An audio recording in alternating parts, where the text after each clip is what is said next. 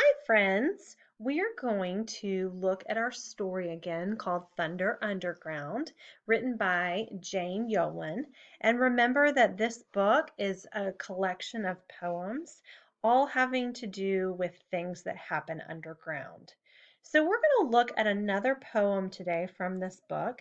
But first, before we do that, we are going to talk about a poetic device.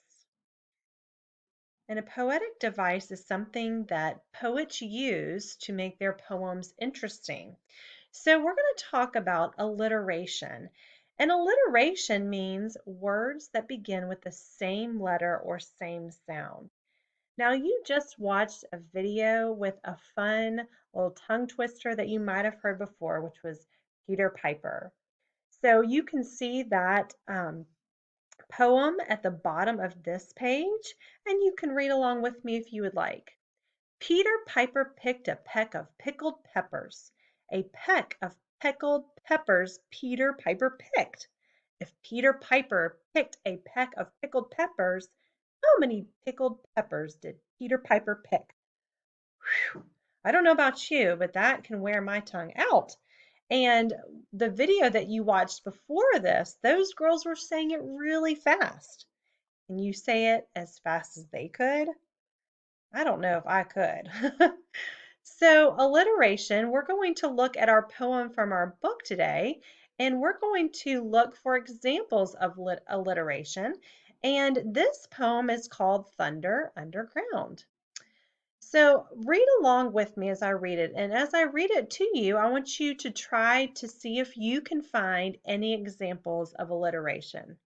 Remember, you're listening for words that that start with the same letter or that have the same beginning sound. Okay, here we go. Thunder underground. That's the sound beetles make when walking round. Squeaky like a creaky door, clicking, clacking, muffled roar. Beetles on the underfloor. Scritch, scratch, scrunch. That's the crunch of beetles eating beetle lunch. All roots, no punch. That's kind of a fun poem, right? It's neat to see this picture too of all the little insects working underground, the ants and the beetles, and just their homes they're building underneath the ground. So did you hear any words that were examples of alliteration?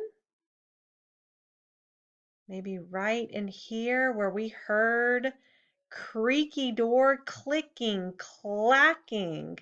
Say those words with me. Clicking, clacking.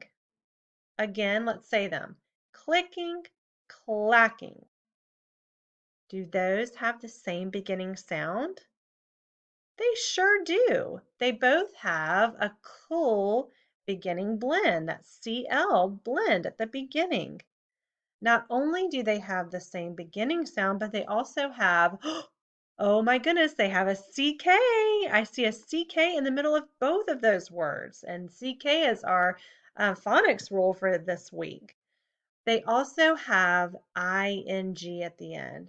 So those two words sound almost alike. Just that middle vowel is changed.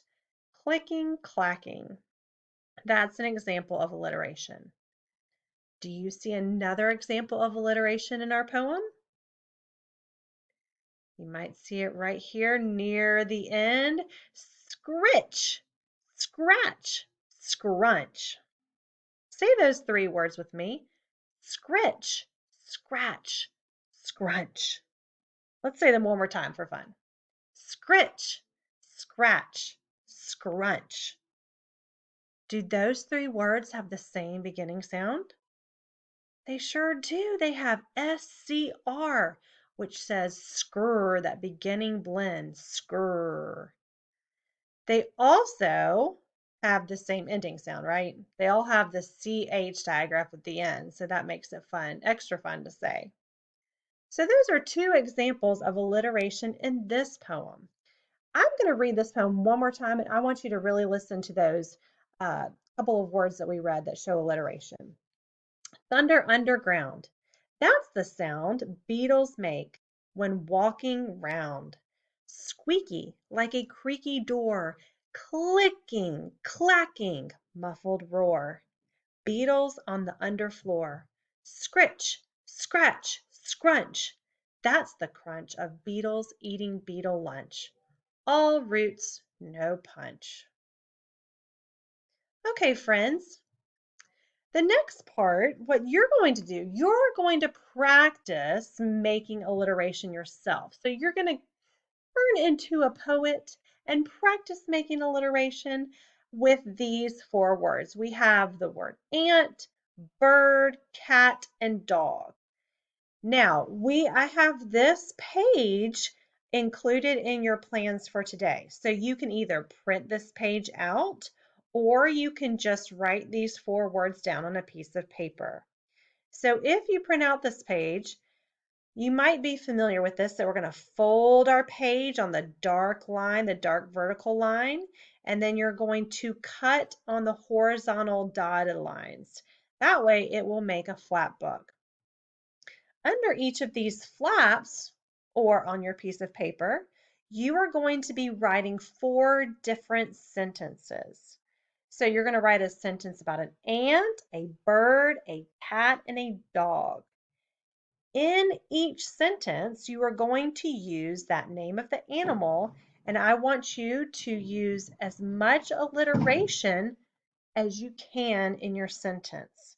So you're going to, for example, for the sentence with ant, you're going to think of as many words in your sentence that begin with the a sound or an sound, like in the word ant. And see what you come up with. They might be some silly sentences with your alliteration. Here's an example. Okay, for my example for a dog, I wrote Dolly the dog dove after the donut. Do you see all of those words? Dolly, dog, dove, donut. Those all begin with a D sound or start with the letter D. So I want you to use this example to help you think of some sentences to make alliteration. Now, I do not want you to use my sentence. This is just a sample. I want you to be creative and come up with your own sentence. Of course, you are going to use a dog in your sentence, and here's a picture of a donut, but you could write me a different sentence using dog and donut, but with a little bit different than what I did. So going back a page, you can see that on each one of these pictures, you have an animal and an object that starts with the same letter. So they give you a hint already of two words that have alliteration, like ant and apple, bird, balloons, cat, carrot, dog, donut. So you can use those words in your sentence to help you get you started. Have fun today, and I will see you back tomorrow with some more poems.